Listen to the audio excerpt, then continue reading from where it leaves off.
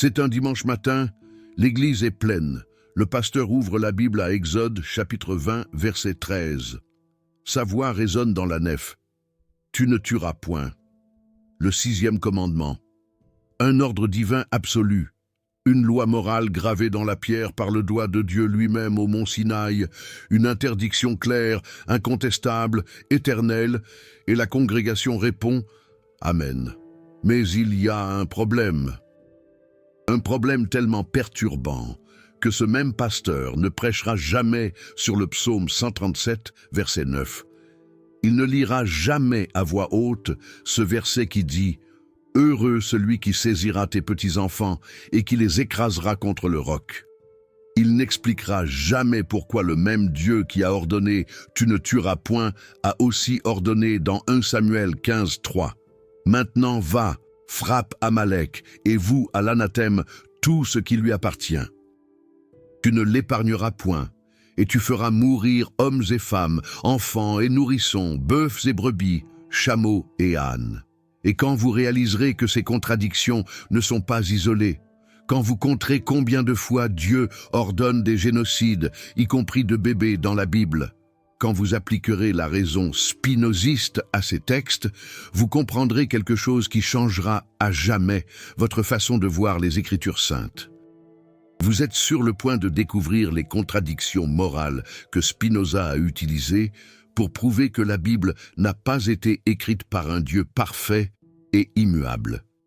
Elle a été écrite par des humains avec des agendas politiques, des humains avec des haines tribales, des humains qui ont mis leurs propres mots dans la bouche de Dieu pour justifier l'injustifiable. Et la preuve est dans la Bible elle-même, pas dans des interprétations, pas dans des traductions douteuses, mais dans les versets originaux, côte à côte, criant une contradiction tellement évidente que vous vous demanderez comment vous avez passé toute votre vie sans la remarquer. Spinoza l'a remarqué, il a compté, il a documenté, et ce qu'il a découvert lui a coûté l'excommunication, une tentative d'assassinat et l'effacement de ses œuvres pendant 200 ans. Parce que ce qu'il a prouvé, ce n'est pas seulement qu'il y a des contradictions dans la Bible. Il a prouvé que ces contradictions révèlent les vrais auteurs, et ces auteurs n'étaient pas divins. Cette sensation qu'on vous a enseigné une moralité basée sur un livre que vous n'avez jamais lu complètement, cette sensation qu'il y a des versets qui ne sont jamais mentionnés dans les sermons, cette sensation de malaise quand vous arrêtez d'accepter des réponses toutes faites et que vous commencez à poser des questions, elle est sur le point de se transformer en clarté. Et cette clarté sera perturbante. Parce que la question n'est pas de savoir s'il y a des contradictions dans la Bible. La question est de savoir à quel Dieu vous choisissez d'obéir. Le Dieu qui dit « Tu ne tueras point » ou le Dieu qui ordonne de tuer des bébés. Parce que les deux sont dans le même livre, les deux prétendument écrits par le même auteur divin, les deux supposés être la vérité absolue. Et si vous en choisissez un, vous désobéissez à l'autre.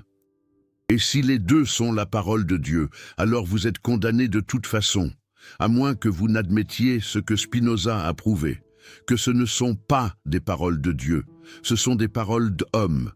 Et les hommes se contredisent, les hommes changent d'avis, les hommes écrivent selon leurs besoins politiques.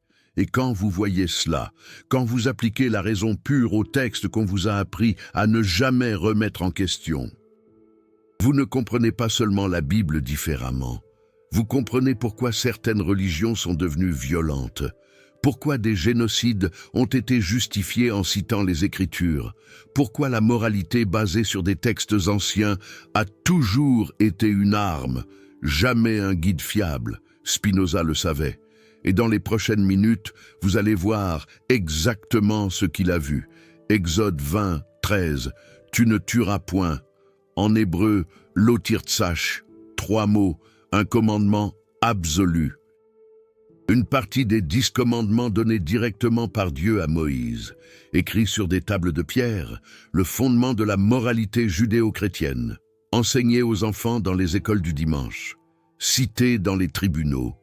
la base des lois contre l'homicide dans les civilisations occidentales, l'interprétation traditionnelle. Dieu établit la vie humaine comme sacrée. Tuer un autre être humain est un péché absolu, sans exception, sans contexte, qui le justifie. Un commandement clair, mais maintenant allez à 1 Samuel 15, 2, 3. Le même Dieu qui parle, ainsi parle l'Éternel des armées. Je me souviens de ce qu'Amalek a fait à Israël, comment il lui a résisté dans le chemin lorsqu'il montait d'Égypte. Maintenant donc, va, frappe Amalek, et détruis entièrement tout ce qui est à lui. Tu n'auras point pitié de lui, et tu feras mourir hommes et femmes, enfants et nourrissons, bœufs et brebis, chameaux et ânes. Relisez, lentement. Enfants et nourrissons. Un ordre divin direct, ce n'est pas une interprétation, ce n'est pas une allégorie, c'est un commandement explicite de tuer des bébés qui têtent, des enfants qui n'ont aucune capacité d'avoir fait quoi que ce soit contre Israël, un ordre de génocide incluant les plus innocents, une contradiction totale, le même Dieu, le même livre, la même allégation d'autorité divine absolue. Spinoza a posé la question évidente. Comment un Dieu parfait et immuable peut-il donner des commandements moraux opposés? Et la réponse traditionnelle que l'Église offre est le contexte. C'était la guerre, c'était la justice divine, c'était des temps différents. Mais Spinoza a demandé de nouveau, si la moralité divine change avec le contexte, alors elle n'est pas absolue. Si Dieu permet de tuer des bébés en guerre, mais interdit de tuer en paix, alors le commandement n'est pas « tu ne tueras point », mais « tu ne tueras point, sauf quand je le dis ». Et si Dieu dit « sauf quand », alors qui décide quand c'est une exception? Les prêtres, les pasteurs, les rois, n'importe qui prétend entendre Dieu. Et soudain, le commandement cesse d'être une protection morale et devient un outil politique. Il devient une justification pour n'importe quelle violence, à condition que vous prétendiez que Dieu l'a ordonné. Et ce n'est pas seulement ce verset, c'est un schéma que Spinoza a documenté systématiquement à travers toute la Bible.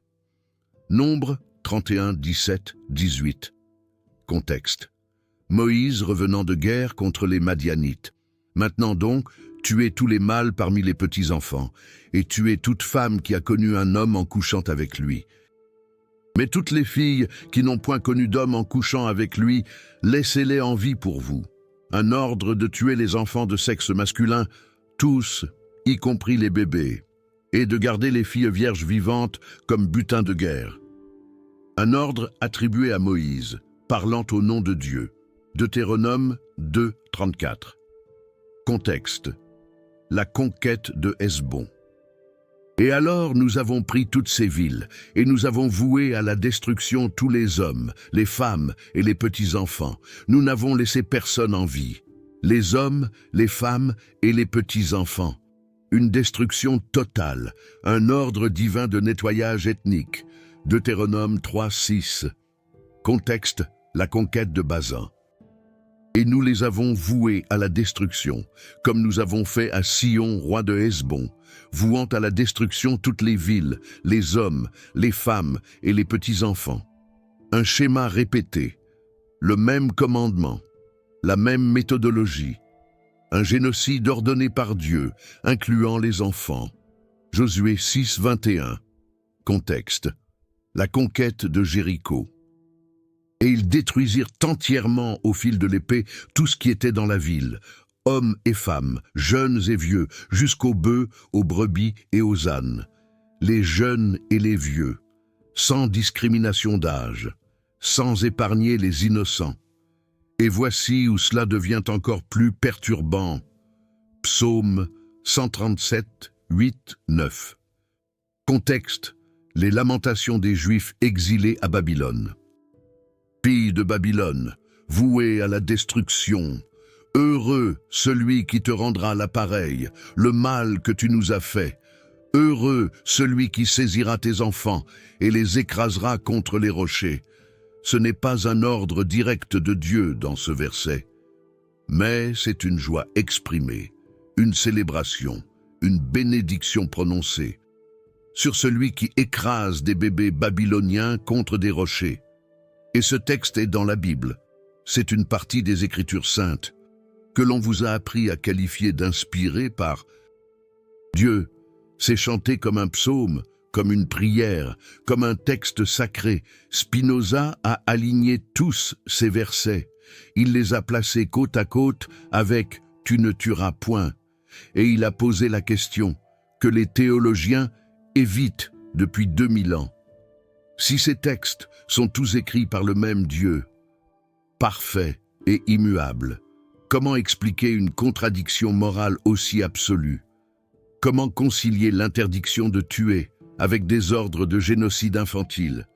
Et la réponse que Spinoza a offerte, la réponse qui lui a tout coûté, était simple. Vous ne conciliez pas, parce que ce sont des textes écrits par des auteurs humains différents, dans des contextes politiques différents, avec des agendas différents. L'auteur d'Exode 20 établissait une loi civile pour une communauté qui avait besoin d'ordre interne. Ne tue pas ton voisin israélite, loi tribale, basique de survie. Protège les membres de ta propre tribu. Les auteurs de 1 Samuel, Nombre, Deutéronome et Josué justifiaient des conquêtes militaires. Ils créaient un récit où le génocide devenait un ordre divin au lieu d'un crime de guerre. Ils écrivaient l'histoire des vainqueurs et mettaient des mots dans la bouche de Dieu pour légitimer des atrocités.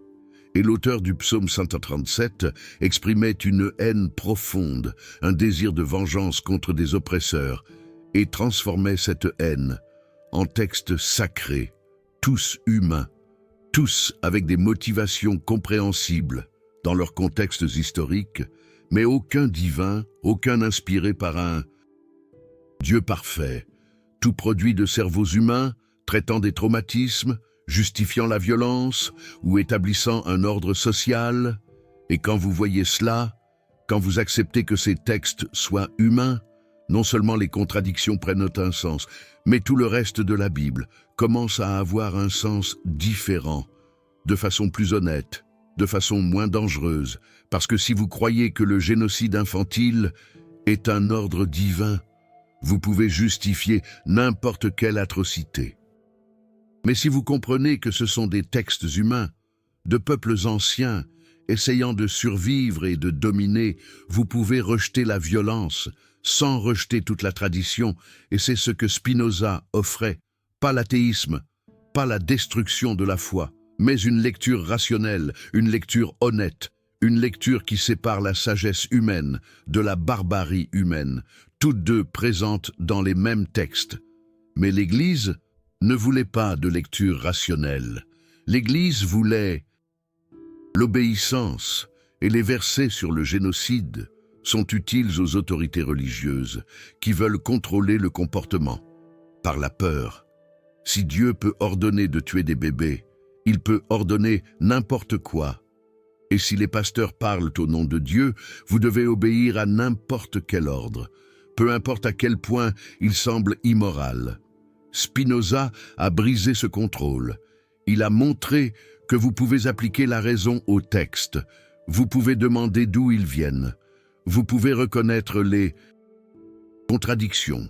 Et vous pouvez choisir la sagesse et rejeter la barbarie. Et c'est exactement ce qui l'a rendu dangereux. Parce qu'une personne qui pense par elle-même n'obéit pas aveuglément. Et les religions basées sur l'obéissance aveugle ne survivent pas à la pensée critique, mais il y a plus, beaucoup plus. Parce qu'il ne s'agit pas seulement de versets isolés, il s'agit d'un schéma complet, un schéma qui révèle exactement comment la Bible a été construite et pourquoi. Allons plus loin, voyons combien de fois Dieu ordonne la mort d'enfants dans la Bible. Comptons. 1 Samuel 15, 3. Amalécite. Enfants à la mamelle inclus. Nombre 31, 17. Madianite. Garçons tués, filles vierges comme butin. Deutéronome 2,34. Esbon, tous les enfants. Deutéronome 3,6. Bazan, tous les enfants. Josué 6,21. Jéricho, depuis l'enfant jusqu'au vieillard. Josué 8,25. Haï, 12 000 hommes et femmes, tous les habitants. Josué 10,28. Makeda, sans laisser de survivants. Josué 10,30. Libna, sans laisser de survivants. Josué 10,32-33. Lachish, toutes les âmes. Josué 10,35. Aiglon, toutes les âmes. Josué 10,37. Hébron, sans laisser de survivants. Josué 10,39. Debir, sans laisser de survivants. Josué 11,11. Azor, tout ce qui avait souffle. Isaïe 13,16. Leurs enfants seront écrasés sous leurs yeux. Osée 14,1. Leurs enfants seront écrasés, et leurs femmes enceintes seront éventrées. 14 passages, 14 commandements, ou célébrations de mort infantile, 14 contradictions directes au DE. 6e commandement, tout dans le même livre, qui dit « Tu ne tueras point » et la défense théologique traditionnelle. Contexte, guerre juste, péché générationnel, jugement divin, mystère que les humains ne peuvent pas comprendre. Mais Spinoza a appliqué le rasoir d'Occam. L'explication la plus simple n'est pas que Dieu change mystérieusement de normes morales, c'est que des textes différents ont été écrits par des humains différents, avec des valeurs différentes. Et quand vous compilez ces textes dans un livre, et que vous prétendez qu'ils sont tous également inspirés par Dieu, vous créez des contradictions impossibles à résoudre, à moins que vous ne fassiez ce que la plupart font. Ignorer, ne jamais lire complètement, se concentrer sur les versets magnifiques, sur l'amour et la miséricorde, et faire semblant que les versets sur le génocide n'existent pas, ou existent, mais ne s'appliquent plus, ou s'appliquent, mais de manière métaphorique, ou toute excuse qui permette de dormir la nuit tout en qualifiant le livre entier de parole de Dieu. Mais Spinoza ne pouvait pas faire semblant. Son esprit mathématique, sa logique géométrique, sa recherche de la vérité, au-dessus du confort, ne lui permettaient pas d'accepter les contradictions, sans explication rationnelle. Et l'explication rationnelle est que la Bible est un produit humain, valable en partie, dangereux dans d'autres, ne doit pas être rejeté totalement, mais ne doit certainement pas être accepté aveuglément, comme un guide moral infaillible, parce que si vous acceptez tout, vous acceptez le génocide infantile comme potentiellement justifiable, si Dieu l'ordonne, et l'histoire est pleine de gens qui ont affirmé que Dieu l'avait ordonné. Croisade, inquisition, colonisation des Amériques, esclavage africain, tous justifiés en citant la Bible, tous utilisant le précédent de texte, où Dieu ordonne l'extermination de peuples. Spinoza a vu ce schéma au XVIIe siècle. Il a vu comment les textes sacrés devenaient des armes, et il a tenté de créer une méthode de lecture qui préserve la sagesse et rejette la violence. Et la méthode était simple, lire les textes comme des humains, comprendre le contexte historique, séparer l'éthique universelle du commandement tribal ancien, appliquer la raison comme filtre, garder ce qui résiste à l'analyse morale, rejeter ce qui contredit les principes de compassion et de justice. Ce n'est pas supprimer quoi que ce soit de la Bible, c'est lire honnêtement. C'est admettre quand un texte est barbare, c'est arrêter de se tordre le cerveau en essayant de justifier l'injustifiable.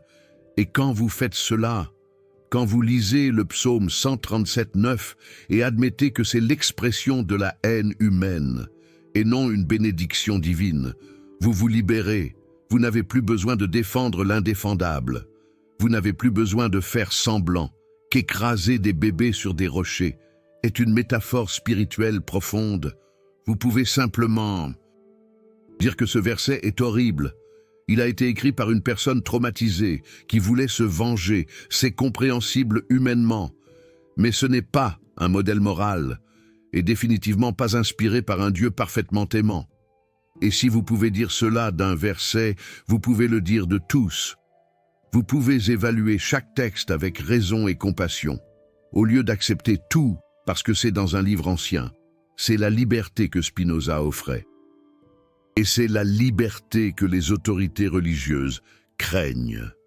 Parce que si vous pouvez questionner un verset, vous pouvez questionner tous les versets. Et si vous pouvez questionner tous les versets, vous pouvez questionner l'autorité de ceux qui utilisent ces versets pour vous contrôler. Mais voici maintenant la partie que la plupart ignorent, la partie qui explique pourquoi ces versets existent, la partie qui révèle la politique derrière ces textes, ces histoires de conquête. Ces commandements de génocide ont été écrits pendant ou après l'exil babylonien au VIe siècle avant notre ère. Les Juifs ont été conquis, emmenés captifs, humiliés, et quand ils sont revenus, ils ont eu besoin de reconstruire leur identité nationale. Comment reconstruire une identité après une défaite militaire dévastatrice? Vous réécrivez l'histoire, vous créez une narration où vos ancêtres étaient des guerriers invincibles, où ils ont conquis la terre promise grâce au pouvoir divin, où ils ont exterminé des peuples entiers parce que Dieu était de leur côté. Vous créez un mythe fondateur, un mythe qui dit « Nous sommes les élus, nous sommes spéciaux, nous sommes destinés à dominer cette terre, et quiconque résiste est un ennemi de Dieu et mérite l'extermination. » Ce n'est pas différent de n'importe quel nationalisme. Ce n'est pas différent de n'importe quel empire justifiant son expansion par une allégation de supériorité divine. Les Romains faisaient cela en revendiquant leur descendance des dieux. Les Européens l'ont fait avec la destinée manifeste. Les Allemands nazis l'ont fait avec la race aryenne supérieure, même mécanique, même propagande, même déshumanisation des ennemis. Et les textes bibliques de génocide, ce sont d'anciens exemples du même outil. La propagande nationaliste transformée en écriture sainte, Spinoza a vu cela, il a analysé les textes comme des documents politiques, il a vu des modèles d'auteurs multiples, il a vu des éditions et des compilations faites par des pasteurs avec des agendas. Il a vu comment les histoires ont été créées pour justifier des revendications territoriales des siècles après les événements allégués. Et quand vous voyez cela, quand vous comprenez que Josué n'a probablement jamais existé, que les conquêtes de Canaan décrites dans la Bible n'ont aucune preuve archéologique, que les histoires ont été créées rétrospectivement pour donner une légitimité à un royaume judaïque, alors les versets de génocide cessent d'être des commandements divins et deviennent de la fiction nationaliste, une fiction puissante, une fiction qui a façonné des civilisations, une fiction qui influence encore la politique au Moyen-Orient aujourd'hui, mais de la fiction. Et admettre cela n'est pas un blasphème, c'est de l'honnêteté historique, c'est de l'archéologie biblique moderne, c'est un consensus académique parmi les chercheurs non fondamentalistes. Mais dans les églises, silence, parce qu'admettre que des parties de la Bible sont un mythe nationaliste plutôt qu'une histoire littérale détruirait l'autorité du texte complet.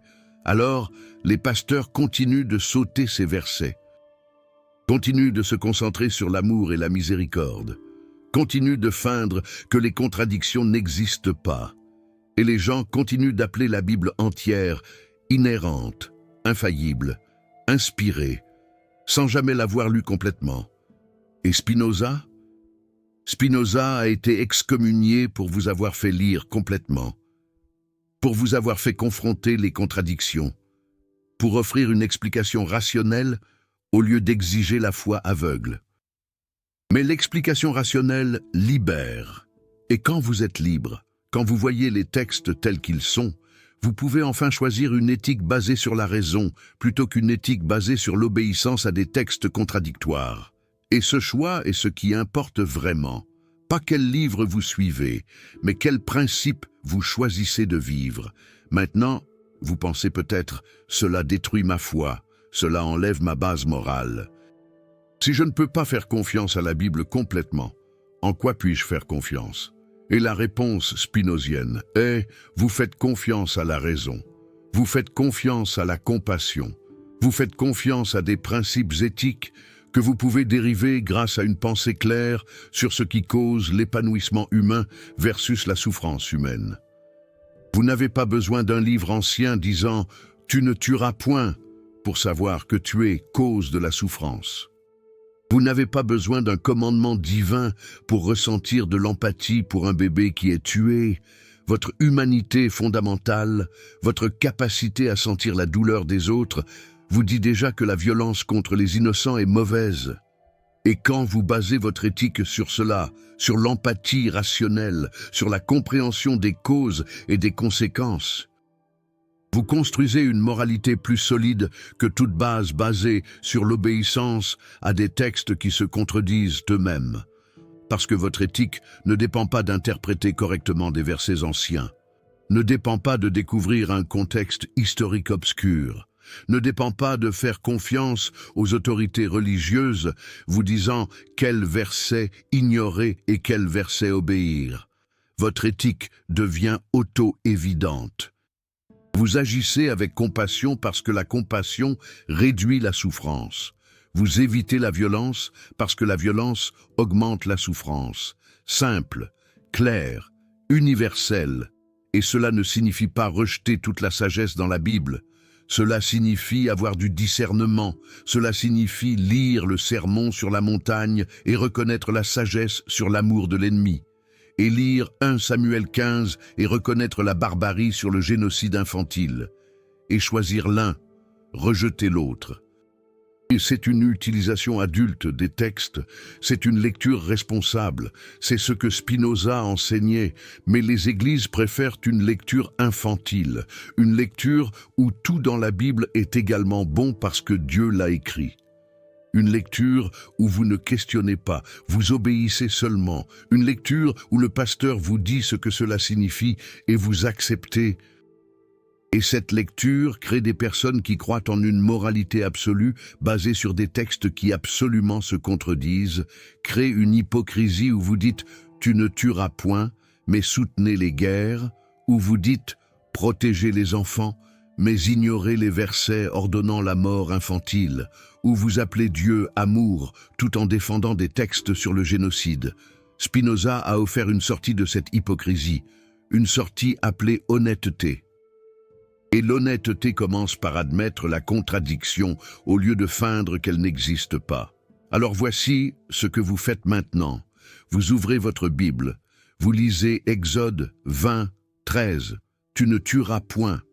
Ensuite, vous tournez vers 1 Samuel 15, 3, l'ordre de tuer les enfants à la mamelle, et vous décidez. Allez-vous tordre la logique en essayant d'expliquer comment les deux sont parfaitement cohérents? Allez-vous inventer des contextes qui justifient le génocide infantile? Allez-vous accepter que la moralité divine change selon la situation politique? Ou allez-vous faire ce que Spinoza a fait? Admettre que ce sont des textes humains, écrits par des personnes avec des agendas, certaines sages, d'autres barbares, toutes compréhensibles dans un contexte historique, aucune divine. Et quand vous admettez cela, vous devenez libre. Libre de construire une éthique meilleure, une éthique qui n'a pas besoin de défendre le génocide, une éthique qui ne se contorsionne pas en expliquant les contradictions, une éthique basée sur la raison et la compassion plutôt que sur l'obéissance à des autorités. Et si vous êtes arrivé jusqu'ici, si ces révélations ont changé votre façon de voir les Écritures saintes, laissez un commentaire. Quel verset vous a le plus dérangé? Est-ce la découverte de l'ordre de tuer des bébés dans 1 Samuel? Est-ce la lecture de la célébration de l'écrasement des enfants dans le psaume 137? Est-ce la prise de conscience du nombre de fois où Dieu ordonne un génocide? Commentez le numéro du verset que vous n'aviez jamais lu auparavant. Le verset que les pasteurs ne prêchent jamais. Le verset qui a tout changé pour vous, parce que cette conversation doit avoir lieu. Les gens doivent savoir ce qui est réellement écrit dans la Bible, pas des versions édulcorées de livres pour enfants, mais le texte complet, contradictions incluses, barbarie incluse, humanité des auteurs incluse, et quand plus de gens liront honnêtement, quand plus de gens appliqueront la raison au lieu d'accepter aveuglément, nous construirons une société moins contrôlée par les autorités religieuses et plus guidée par une éthique rationnelle. Ce n'est pas attaquer la foi, c'est maturer la foi. C'est transformer l'obéissance infantile en responsabilité adulte. C'est ce que Spinoza tentait de faire depuis 400 ans. Et chaque personne qui a le courage de lire des textes entiers, contradictions incluses, et d'admettre que c'est un travail humain, pas divin, cette personne devient libre, libre de penser, libre de choisir, libre de construire une éthique meilleure que n'importe quel texte ancien ne peut offrir. Bienvenue à la liberté, bienvenue à l'honnêteté, bienvenue à l'éthique qui n'a pas besoin de défendre le génocide infantile comme une volonté divine. Spinoza vous attendait depuis 400 ans, et la vérité attend depuis bien plus longtemps. Maintenant, c'est à vous de choisir contradiction confortable ou honnêteté libératrice. La Bible a les deux. La question est de savoir laquelle vous allez accepter. Mais avant de répondre, vous devez comprendre pourquoi ce choix importe tant, pourquoi Spinoza a tout risqué pour révéler ses contradictions, pourquoi les autorités religieuses se sont battues si durement pour les cacher, et pourquoi, 400 ans plus tard, la plupart des gens ne savent toujours pas ce qui est réellement écrit dans le livre qu'ils prétendent suivre. La raison, c'est le pouvoir sur les esprits, le pouvoir sur le comportement, le pouvoir sur des sociétés entières. Si vous croyez que chaque verset de la Bible est également inspiré par Dieu, alors vous ne pouvez rien remettre en question. Vous ne pouvez pas dire « ce verset est faux » sans remettre en question l'autorité divine complète. Et si vous remettez en question l'autorité divine, vous péchez, vous doutez, vous risquez la condamnation éternelle. Un peu comme les jansénistes et leurs détracteurs. Cette peur maintient les gens obéissants, maintient les gens payant la dîme, maintient les gens acceptant les interprétations des autorités religieuses sans investiguer par eux-mêmes, un peu comme l'Église tentait de le faire au temps de Voltaire. Mais si vous admettez que certains versets sont humains, faillibles, produits d'un contexte historique, alors vous devenez un arbitre, vous devez décider lesquels suivre, vous devez utiliser la raison, et une personne qui utilise la raison n'a pas besoin d'intermédiaire lui disant ce que Dieu veut. C'est une révolution, et les révolutions effraient les pouvoirs établis, un peu comme la Révolution française a pu effrayer certaines élites. Spinoza n'analysait pas seulement des textes, il démantelait des structures de contrôle. Il montrait que l'autorité basée sur un texte infaillible est une fraude, quand le texte se contredit obviousement. Et la preuve en est ces versets sur le génocide infantile. Parce qu'aucun pasteur honnête ne peut prêcher sur 1 Samuel 15:3, disant « Tuez les enfants à la mamelle », et ensuite prêcher sur « Tu ne tueras point », sans admettre une contradiction impossible à résoudre. Alors ils font ce qu'ils ont fait pendant 2000 ans. Ils sautent, ils ignorent, ils se concentrent sur les versets beaux, et ils espèrent que vous ne lirez jamais complètement.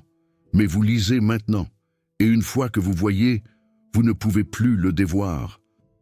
La contradiction est là, hurlante, inégable, et maintenant, vous avez des choix. Premier choix, nier, créer des explications élaborées. Accepter que la moralité divine est trop mystérieuse pour comprendre. Vivre dans une dissonance cognitive où tu ne tueras point et tue les bébés coexistent sans vous déranger. Beaucoup choisissent cela. C'est plus confortable. Cela permet de maintenir une communauté religieuse, évite les confrontations avec la famille. Préserve une identité construite depuis l'enfance. Spinoza comprend ce choix. Il a lui-même subi les conséquences de ne pas l'avoir choisi, perdu sa communauté, perdu sa famille, vécu isolé. Ce n'est pas un choix facile d'admettre des contradictions, quand tous autour de vous font semblant qu'elles n'existent pas. Deuxième choix, rejeter tout. Jeter la Bible à la poubelle, déclarer que tout est mensonge. Devenir un athée militant qui voit la religion seulement comme un mal, certains choisissent cela, spécialement quand ils découvrent des mensonges et des manipulations. Quand ils réalisent qu'ils ont été trompés, la réaction naturelle est de rejeter complètement la source de la tromperie. Mais Spinoza offre un troisième choix, un choix plus difficile, mais plus honnête. Troisième choix, lire avec discernement, reconnaître l'humanité des textes, accepter qu'il y a de la sagesse mélangée à la barbarie, maintenir ce qui résiste à l'analyse éthique, rejeter ce qui est clairement le produit d'une haine tribale ancienne. Ce choix exige du travail, exige de penser, exige d'évaluer chaque texte individuellement, au lieu d'accepter ou de rejeter tout en bloc. Mais ce choix vous transforme en adulte spirituel, vous rend responsable de votre propre éthique, vous libère de dépendre des autorités pour dire ce qui est juste. Et quand vous choisissez cela, quand vous devenez l'arbitre de votre propre moralité basée sur la raison, quelque chose d'extraordinaire se produit. Vous découvrez que vous n'avez pas besoin d'un verset disant « Tu ne tueras point » pour savoir que tuer est mal. Votre empathie naturelle, votre capacité à sentir la douleur des autres, vous informe déjà de cela. Le verset biblique codifie seulement ce que la raison et la compassion savent déjà. Et vous découvrez que quand un verset contredit la raison et la compassion, comme quand il ordonne de tuer des bébés, vous pouvez confidemment le rejeter, pas parce que vous êtes athée, mais parce que votre humanité, votre connexion avec la souffrance des autres, vous montre que ce verset ne peut pas venir d'un Dieu parfaitement bon. C'est l'usage de la raison comme Spinoza l'enseignait. La raison non pas contre la foi, mais purifiant la foi, enlevant les parties malades. Maintenant les parties saines, et le critère est simple, augmente la compassion, réduit la souffrance, promouvoir l'épanouissement humain, alors il y a de la sagesse, préserver, promouvoir la haine, justifie la violence, cause des souffrances inutiles, alors c'est le produit de la limitation humaine, reconnaissez-le comme tel. Vous n'avez pas besoin de défendre, vous n'avez pas besoin d'obéir. C'est l'éthique spinozienne appliquée au texte sacré. Et ça fonctionne non seulement pour la Bible, ça fonctionne pour n'importe quel texte qui allègue une autorité divine, le Coran, les Védas, n'importe quelle écriture sainte ancienne qui contient un mélange de sagesse et de barbarie. Vous ne rejetez pas tout, vous discernez, vous utilisez la faculté que soi-disant Dieu vous a donnée, la raison. Et si Dieu est rationnel, comme les théologies classiques l'allèguent, alors utiliser la raison pour évaluer des textes allégués divins n'est pas une hérésie, c'est l'obéissance à ce qu'il y a de plus divin en vous, votre capacité de penser. Mais il y a une conséquence à faire ça, une conséquence que Spinoza a vécue, une conséquence que quiconque questionne affronte. Vous devenez seul dans des endroits où tous acceptent aveuglément. Vous voyez des contradictions que les autres ignorent. Vous ne pouvez plus participer à des conversations religieuses sans ressentir un malaise, quand des mensonges sont répétés comme des vérités. C'est le prix de l'honnêteté, et tout le monde n'est pas prêt à le payer. Mais si vous regardez jusqu'ici, si vous avez lu ces versets et senti quelque chose changer, vous êtes peut-être prêt à choisir la vérité au confort, la raison à l'obéissance, une éthique réfléchie à une moralité héritée. Et si vous êtes prêt, alors ce que je viens de partager n'est pas seulement de l'information, c'est une invitation au voyage que Spinoza a commencé et qui continue jusqu'à aujourd'hui.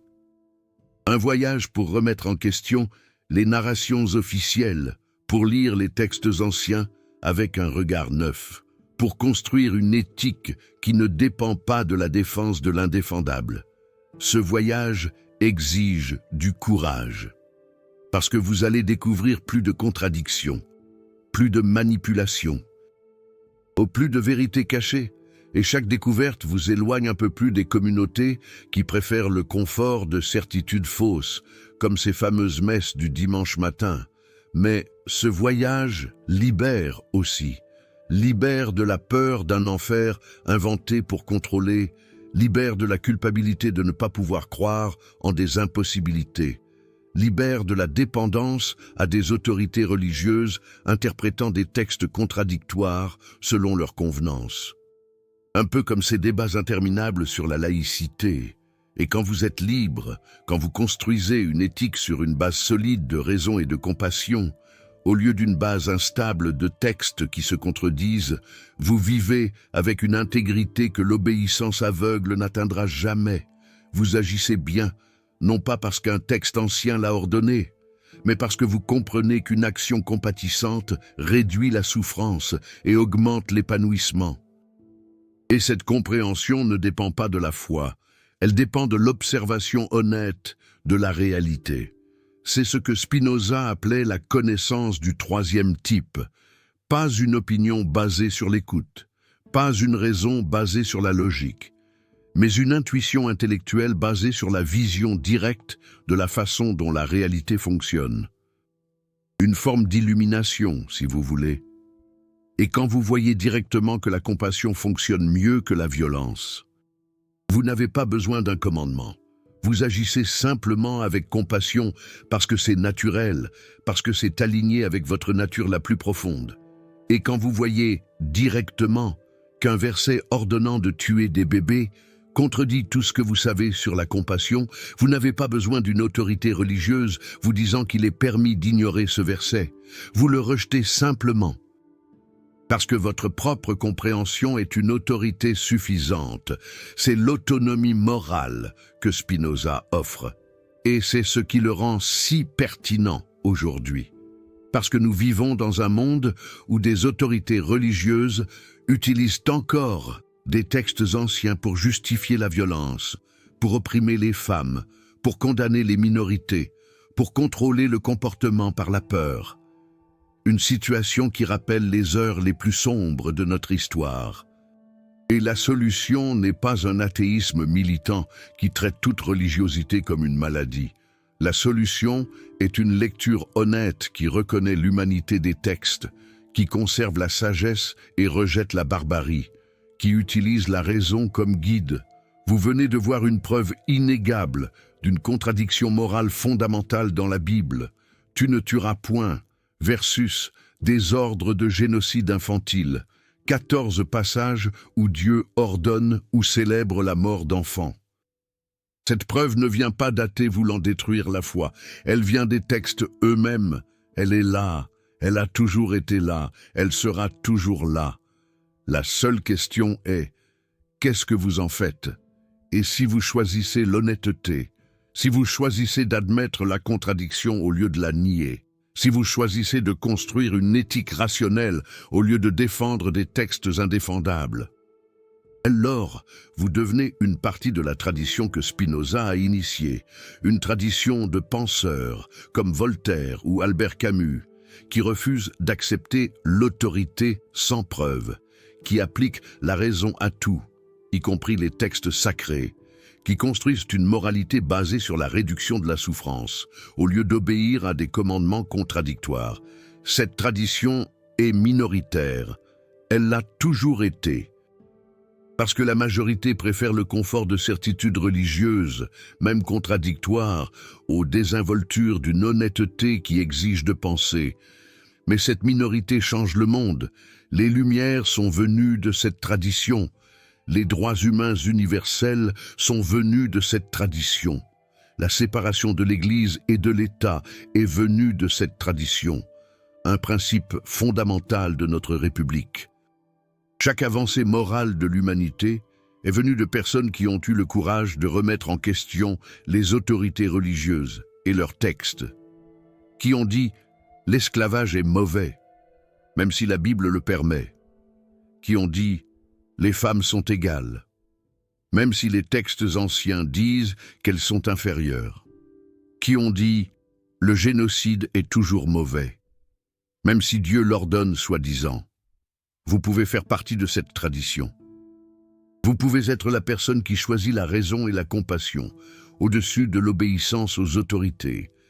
Vous pouvez être la voix qui dit « Non, ce verset est faux ». Et je ne vais pas défendre le génocide infantile, juste parce qu'il est dans un livre ancien. Et quand vous faites cela, quand vous devenez un adulte moral qui pense par lui-même, vous honorez ce qu'il y a de meilleur dans les traditions religieuses, tout en rejetant ce qu'il y a de pire. Vous honorez Jésus disant « Aimez vos ennemis », tout en rejetant Josué disant « Tuez tous les habitants ». Vous honorez la sagesse sur la compassion, tout en rejetant les commandements de la haine tribale.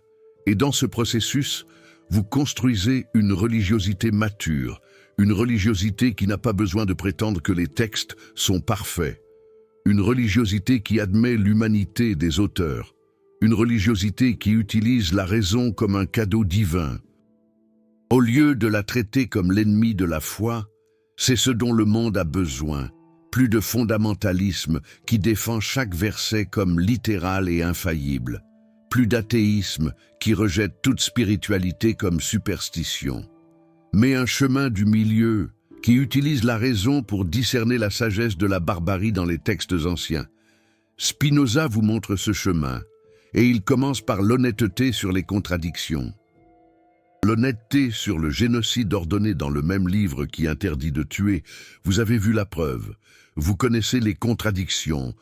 Maintenant, le choix vous appartient, vivre dans le déni ou vivre dans l'honnêteté, défendre des textes indéfendables ou construire une éthique rationnelle, obéir aux autorités religieuses ou penser par vous-même. Spinoza a choisi l'honnêteté, la raison et l'autonomie, et il a payé un prix élevé.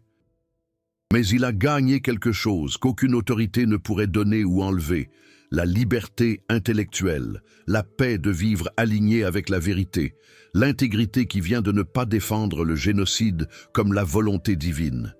Et vous, que choisissez-vous? Commentez maintenant. Quel verset vous a le plus choqué? Connaissiez-vous déjà ces contradictions? Comment conciliez-vous « tu ne tueras point » avec des ordres de tuer des bébés?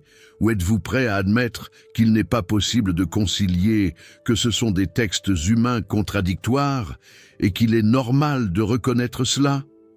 Ce débat doit avoir lieu dans les églises, dans les familles, dans la société. Parce que tant que les gens croient que le génocide infantile peut être un ordre divin justifiable, la violence religieuse continue. Mais quand les gens admettent que ces versets sont des barbaries humaines anciennes et non des commandements d'un Dieu aimant, alors nous construisons une base pour la paix. Alors parlez. Quelle est votre position? Défendez-vous tout? Rejetez-vous tout? Ou discernez-vous entre la sagesse et la barbarie? Votre réponse importe. Car chaque personne qui choisit l'honnêteté plutôt que le déni, chaque personne qui applique la raison plutôt que l'obéissance aveugle, chaque personne qui bâtit une éthique compatissante au lieu de défendre des textes violents, cette personne rend le monde un peu meilleur, un peu plus rationnel, un peu plus compatissant, un peu moins contrôlé par des autorités, utilisant des textes anciens comme des armes. Bienvenue dans la révolution spinoziste, une révolution silencieuse des esprits qui refusent d'accepter des contradictions sans les remettre en question, qui insistent sur l'honnêteté, qui construisent une éthique mature. C'est une résistance, un acte de foi envers soi-même. La Bible, les Écritures saintes, recèlent des contradictions. Elles en ont toujours recelé, et elles en recèleront toujours. C'est leur nature, leur héritage, une source infinie de débats et parfois de malaise. Mais vous n'êtes pas obligé de vivre dans la contradiction. Vous pouvez choisir la sagesse, rejeter la barbarie, et construire une vie basée sur la raison et la compassion. Un chemin exigeant, mais libérateur. C'est l'invitation, c'est le défi, c'est le chemin que Spinoza a ouvert il y a 400 ans. Une voie de l'esprit, une quête de vérité, un engagement envers l'humanité. Maintenant, c'est à votre tour de marcher, de prendre le relais, de porter le flambeau et d'éclairer votre propre chemin avec la lumière de la raison et la chaleur de la compassion. Osez,